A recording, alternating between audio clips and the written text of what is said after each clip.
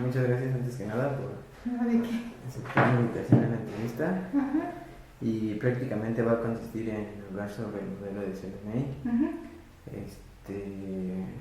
Voy a estar en modo usuario. Ajá. Entonces voy a hacer preguntas sobre la implementación de CMMI más que nada en una organización. Ajá.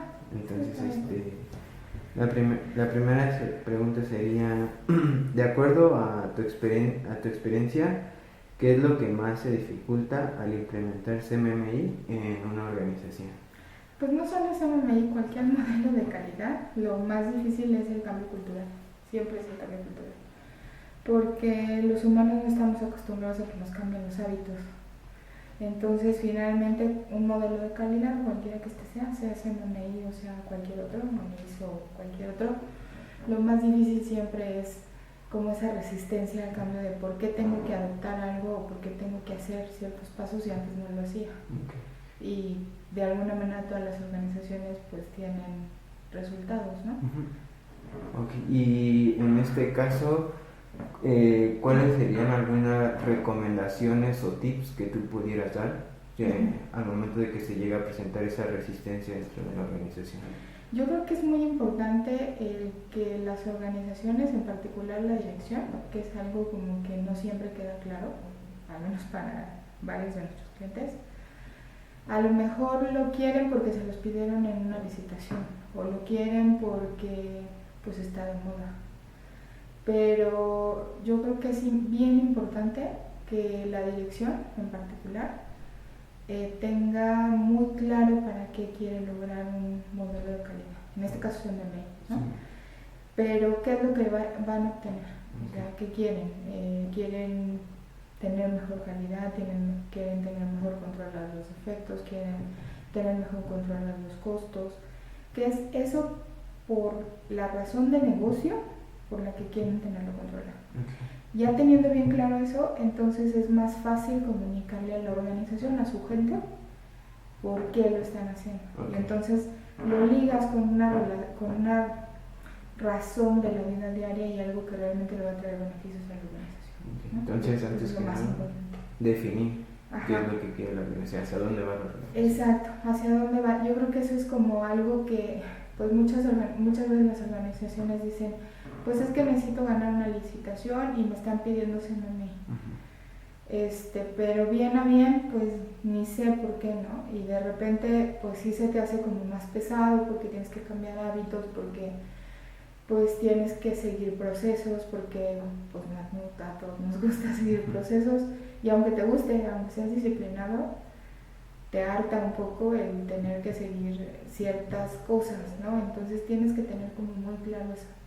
En la medida en que los directores principalmente tengan muy claro para qué lo quieren, comunican esa visión, 1. Y 2, la segunda razón que tienen que tener es para qué les va a dar, ¿no? Y cómo lo pueden ligar, digamos, a sus resultados del negocio. Con eso, entonces pueden empezar a exigirle a sus áreas y a sus directores cómo voy a lograr eso, para qué me van a servir los procesos para esto. Bien, entonces la segunda pregunta sería, ¿en qué me ayuda a mi organización implementar el modelo CMMI? ¿Cuáles son los beneficios que Hablando específicamente de CMMI y por qué no otra, CMMI está basado, digamos, como en una investigación que se hizo muy al principio, cuando se creó el modelo, de cuáles eran las mejores prácticas, las prácticas que ya están probadas en otras organizaciones que dan resultados, ¿no? Entonces, yo creo, ¿por qué CMMI? Porque es el conjunto de buenas prácticas probadas en otras organizaciones que han dado resultados reales, tangibles. Okay. ¿Y nos podrías dar algunos ejemplos de algunas organizaciones aquí en México a nivel internacional que han implementado CMMI? Pues mira, mucho se habla en Estados Unidos, que son prácticamente todas las organizaciones que tienen que ver algo con la aeronáutica o que son proveedores del Departamento de Defensa, del DoD. ¿Por qué? Pues porque tienen que tener altos estándares de calidad, no solamente en el desarrollo, sino también en la prestación de servicios. Porque algunos ejemplos, por ejemplo, Boeing, ¿no? Boeing tiene que tener como, a pesar de todo lo que se ha hablado con los 727 y estos nuevos modelos que tienen un fallo en el software, ciertamente, a pesar de eso tienen calidad en sus procesos críticos muy alta, ¿no? De calidad de Six Sigma. Eso por un lado, la NASA también los tiene. ¿Quién más podría tenerlos? No sé, desde aseguradoras, ¿no? Como ING, por ejemplo, que es a nivel internacional, que es reconocida como que tiene buenas prácticas, hasta las fábricas de software de la India, por ejemplo, Tata, ¿no? Y que ellos no solamente tienen la parte de desarrollo, sino también de servicios, y algo que casi no se ve como en el occidente, ¿no? Que es la parte de People CMM. Ellos tienen también implementados algunas prácticas de cómo van desarrollando como esas habilidades suaves en la gente, para realmente que se alineen como esas visiones, ¿no? La visión como personal, la visión de recursos humanos con la visión del negocio. Okay. Entonces, hablando de CMMI en México, ¿has notado o se ha notado una evolución? ¿Ha habido más certificaciones de CMMI? Sí, mira, yo creo que justo ahora es como un momento difícil en la industria, porque pues estamos viviendo muchos cambios, ¿no? A nivel nacional, en lo político, en lo económico y demás. Pero finalmente sí ha habido cambios. O sea, si tú me preguntaras si hay clientes que realmente tienen como indicadores, y que yo creo que ese es otro de los tips que yo les podría dar a las organizaciones, establezcan, una vez que quieres, ¿para qué quieres lograrlo? Velo midiendo, ¿no? Ve midiendo si realmente si ha habido un cambio real, tangible. Si hay, o sea, está demostrado por algunos estudios tanto del CMM Institute como, digamos, empíricos, que nosotros hemos llevado en algunos momentos, de satisfacción en los clientes o satisfacción en los internos, ¿no? en los empleados. También ha habido, por ejemplo, mejoras en el control de los calendarios. O sea, tienes menos desviación. Si realmente dices que vas a salir en tanto tiempo, sales en tanto tiempo. No es mágico, no es una cuestión como ya lo implemento y a los 2 días ya está, ¿no? Sino que sí tienes que dejar como pasar un ratito, unos 3 meses, 6 meses, para que empieces a ver resultados, ¿no? Okay. Por como tal, es un cambio en la cultura de la organización, entonces más bien es eso. Okay. Yo creo que esos son como de los principales beneficios: acortamiento en costos, acortamiento en retrabajos, ¿no? Por mala calidad, cuestiones de ese tipo. Retrabajos quiere decir que se hagan los trabajos Viene la primera. Okay. ¿Por qué? Porque cuando tú metes un defecto en cualquier ámbito, ¿no?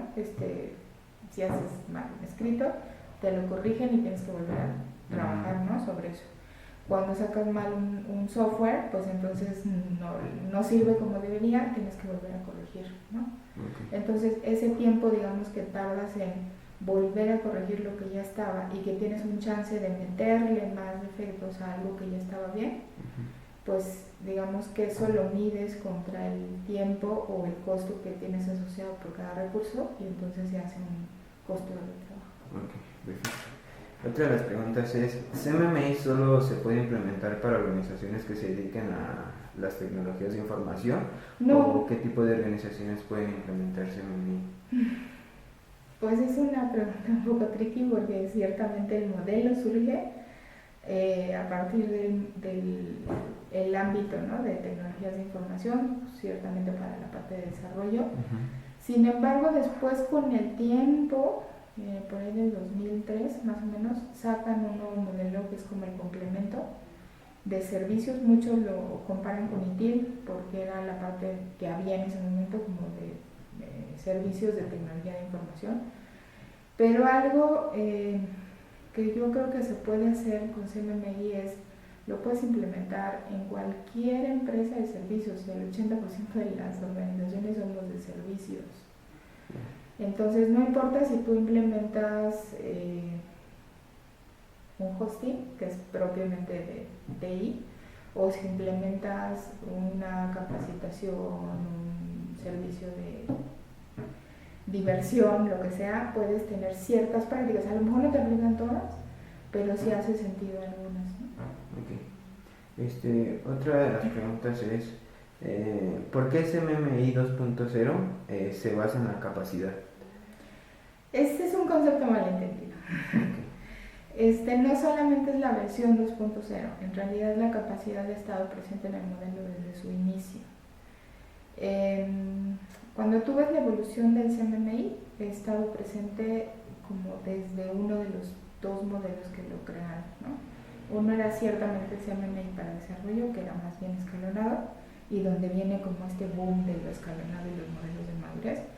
Pero había otro modelo que era el SCM, que era como más de ingeniería de sistemas, ¿no? Del System Engineering. Ellos lo que hicieron fue más un modelo de capacidad. ¿Qué son las capacidades? Que creo que es otra de las preguntas por ahí, ¿no? Las capacidades son aquellas cosas que te distinguen a ti como individuo o a ti como organización, que finalmente son capacidades. En una organización hablas de una capacidad colectiva, ¿no? De algo que marca a tus empleados o que les da un sello distintivo. Sí. Entonces, una capacidad es aquello que haces muy bien, que te distingue de los demás y que te hace sobresalir en momentos de adversidad. Entonces, en la medida en que tú, otra vez con el tema del negocio, ¿qué es lo que quieres lograr como negocio? ¿Cómo te quieres distinguir como negocio? Y entonces están asociadas ciertas capacidades críticas que tienes que desarrollar en tu gente y en tu organización. Okay. Entonces, de ahí viene, digamos, esta parte de la capacidad. Lo que pasa es que con el tiempo, en el mundo entero, no creo que sea un solo problema de México, sino en el mundo entero se le dio como más peso a esto de madurez, y nos fuimos por el camino fácil, ¿no? Por el camino predefinido, que es como cuando tú estudias una carrera, ¿no? O sea, ¿cuántas personas estudian una carrera en el formato abierto? ¿O cuántas lo estudian en el formato escolarizado? Es mucho más rápido llegar en el formato escolarizado porque ya tienes una currícula armada. Es lo mismo en CMMI.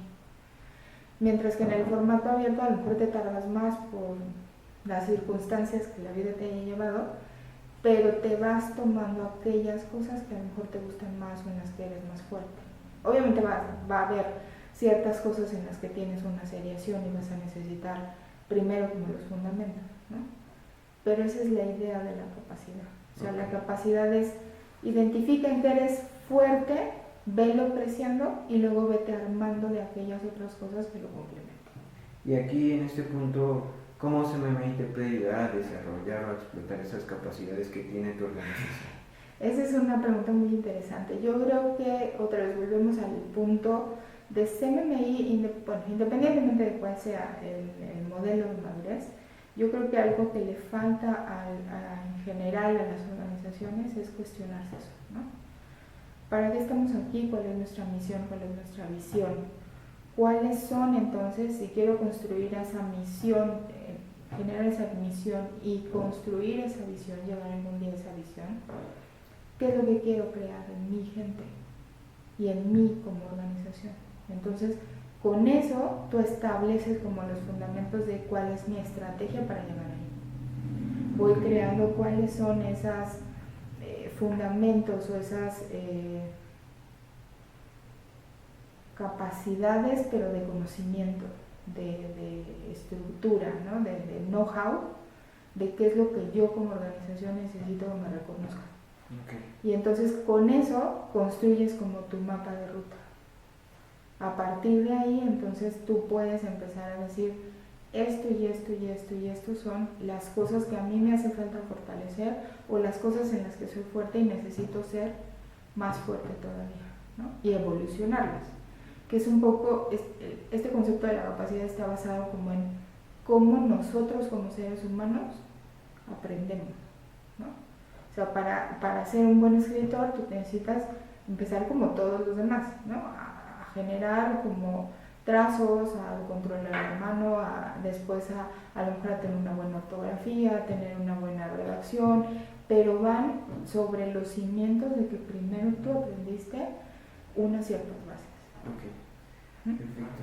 Entonces, ya como nos explicaste que la capacidad siempre ha estado en CMMI y no solo desde la versión 2.0, entonces igual quisiera preguntarte, ¿por qué se dice que la versión 2.0 es ahora flexible? Yo creo que ese fue un switch que le dieron como el CMM Institute y los autores, ¿no? Escucharon al mercado, o sea, estaba tan ensombrecido el término de la capacidad de que solo era madurez, y como que se estaba ahogando por la ley, ¿no? En lugar de centrarnos en esta parte. ¿Qué necesitas tú como negocio? Que a lo mejor no es lo mismo que yo necesito como negocio. Entonces, a lo mejor tus capacidades son diferentes a mis capacidades. Le dieron, yo creo que repriorizaron esa parte del negocio más que más que la madurez, ¿no? Más que decir, soy nivel de madurez fulanito, tengo estas capacidades para ofrecer y eso es lo que me hace ser ágil, flexible, responder rápido al mercado, a las necesidades o demandas de mis clientes. Okay. Ahorita que estás tocando el tema del nivel de madurez, ¿cuál es la diferencia entre nivel de capacidad y nivel de madurez? Ok, la manera más fácil de ponerlo es justo lo que hablamos hace rato, ¿no? Haz de cuenta que es como el sistema de educación. El sistema de educación tú puedes obtener un grado, una licenciatura por dos caminos. Una es por el sistema escolarizado y otra es por el sistema abierto, ¿no? Entonces, el sistema escolarizado tú tienes ciertas materias que cursar cada semestre o cada trimestre, ¿no? Cada periodo de tiempo. Eso te va a ir ayudando a crear ciertas fortalezas y ciertas habilidades. Lo mismo sucede en un nivel de madurez. Te da como el camino predefinido. Es decir, tú primero tienes que enfocarte, por ejemplo, en todo aquello que te ayude a controlar adecuadamente tus proyectos, a administrarlos adecuadamente. Después vas a meter a lo mejor las cuestiones más técnicas y después vas a ir evolucionando hacia otras cuestiones como más cuantitativas. Y en el caso de la capacidad, más bien es algo libre. ¿Qué necesitas? Es como cuando yo estudio en una modalidad abierta. ¿Cuáles son las materias que más me atraen o cuáles son las más fáciles, tal vez al principio? Y entonces, o las que más me hacen falta, ¿no? Y entonces tomo y armo mi currícula, mi ventanita, ¿no? Como mi ventanita, y por eso es flexible, de lo que yo necesito en ese momento. Y después a lo mejor me voy a establecer otras prácticas más avanzadas que me van a subir de alguna manera como esa madurez propia, ¿no? Entonces, y voy a ir agregando otras materias, por así decirlo, que me hacen falta. Perfecto. Ya que estamos hablando de diferencias, ¿cuáles son las diferencias importantes que tú ves entre la versión 1.3 de CMMI y la versión actual de 2.0? Hay muchas, hubo muchos cambios. Para empezar, totalmente la arquitectura del modelo cambió. Creo que era un modelo que estaba como un poco old fashion, ¿no? Estaba como muy rígido, lo que lo permitía ser menos flexible. Aparte tenía como redundancia de cosas, ¿no? Y a veces era difícil de entender. Tenía un lenguaje técnico, muy técnico, que de por sí, los que ya llevábamos tiempo, a veces teníamos como complicaciones con la interpretación, ¿no? Sí. Lo que se dio entre la versión 2.0 y la 1.3 fue primero eliminar como todo ese tecnicismo, ¿no? Lo trataban de poner en términos los más simples posibles. En segunda, eliminaron todas esas redundancias. ¿Y qué fue lo que hicieron? Lo que hicieron fue moverlas como a un nivel más entendible. Lo hacías de todas maneras, pero no era tan obvio y te llevaba a lo mejor mucho tiempo darte cuenta que así lo hacías en realidad. Lo que hicieron fue quitar toda la parte como de lo que se le llama las prácticas genéricas y lo llevaron a nivel de que solo lo maneja quien maneja la metodología, a nivel del grupo de procesos. Y entonces todo eso lo pusieron en una área que ahora se llama infraestructura para la implementación.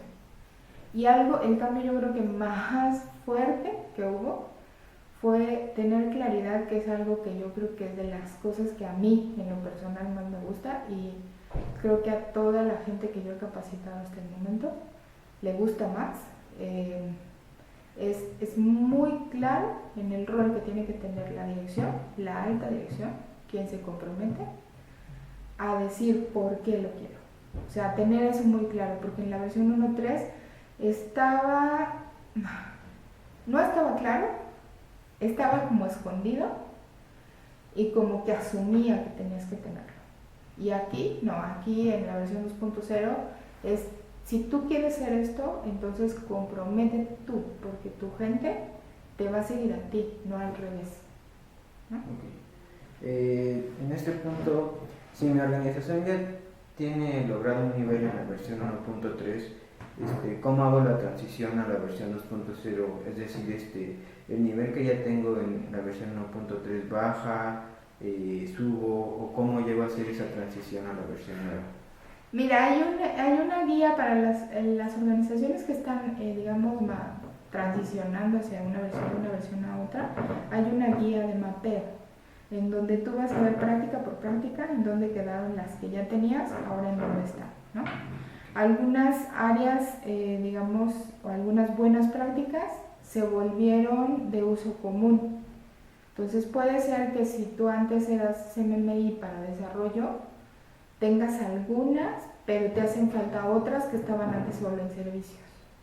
O si estabas en servicios, ahora necesitas unas que antes solo eran de desarrollo. Y no es que a lo mejor no la tuvieras, pero estaban como inmersas en todos lados, entonces no eran como tan fáciles de visualizar. Por un lado, tienes, digamos, esa guía del mapeo, y yo te podría decir, más o menos los autores dicen que hay entre un 60-70% de prácticas que están reutilizadas, pero están acomodadas de manera diferente, ¿no?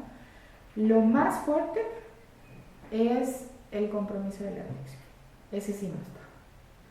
Entonces, lo que yo creo que tendrían que empezar a definir muy claramente es esa parte de cómo es el governance, ¿no?